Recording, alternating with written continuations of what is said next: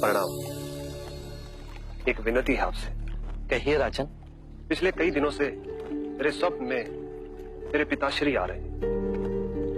मैंने ब्राह्मणों से भी इसका अर्थ पूछा तो उनका कहना था कि तुम्हारे पिताश्री को शांति नहीं मिली, उनके लिए पूजा करनी हो, यज्ञ संपन्न करना होगा। आप तो परम ज्ञान का स्वरूप है, तो विनती है आपसे कि पूजा विधि आप ही के हाथों से हो, जो मेरे पिताश्री तक पहुंचे, उन्हें मुक्ति मिले, जीवन मरण के इस चक्र से वो मोक्ष पाले।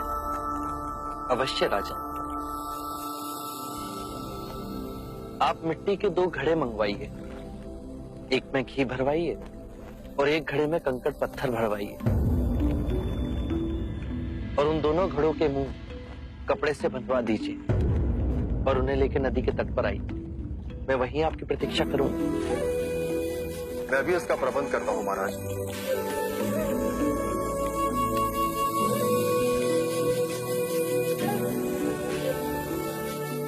महाराज, अब आप इन दोनों घड़ों को पानी में डाल दीजिए।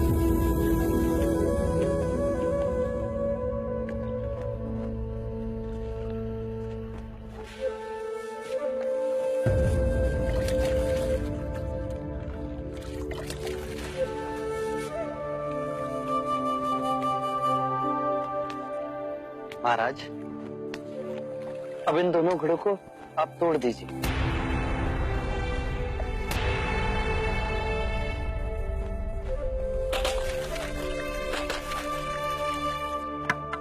महाराज, अब आप ध्यान से देखिए कि ऊपर उठ पानी पर तैरने लगा। अब बताइए, मेरे या किसी और के पूजा पाठ करने से क्या ये घी नीचे बैठ सकता है? असंभव। ये तो घी का स्वभाव ही नहीं। सत्य कहा आप। उसी प्रकार किसी भी पूजा पाठ, विधि विधान, कर्म कांड के द्वारा पानी के अंदर डूबे हुए कंकड़ पत्थर क्या ऊपर आ तैर सकते हैं? नहीं बुद्ध, ये तो प्रकृति के नियम के विरुद्ध है। तो हम प्रकृति से भिन्न कैसे हुए?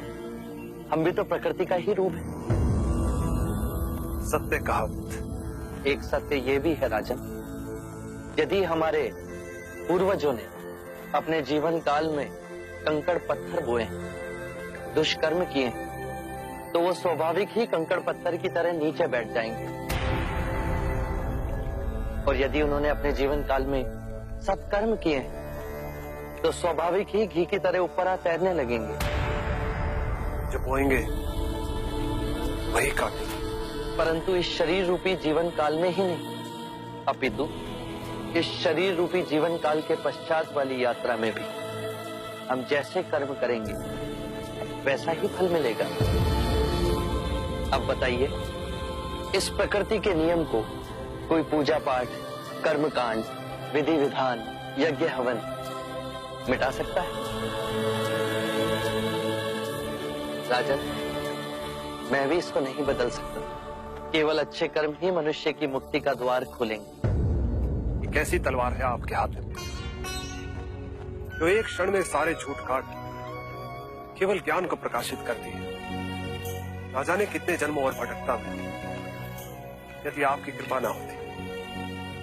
इस एक क्षण में आपने अपनी अदृश्य तलवार से मेरे अहंकार का सर भी काट दिया। धन्य है प्रभु।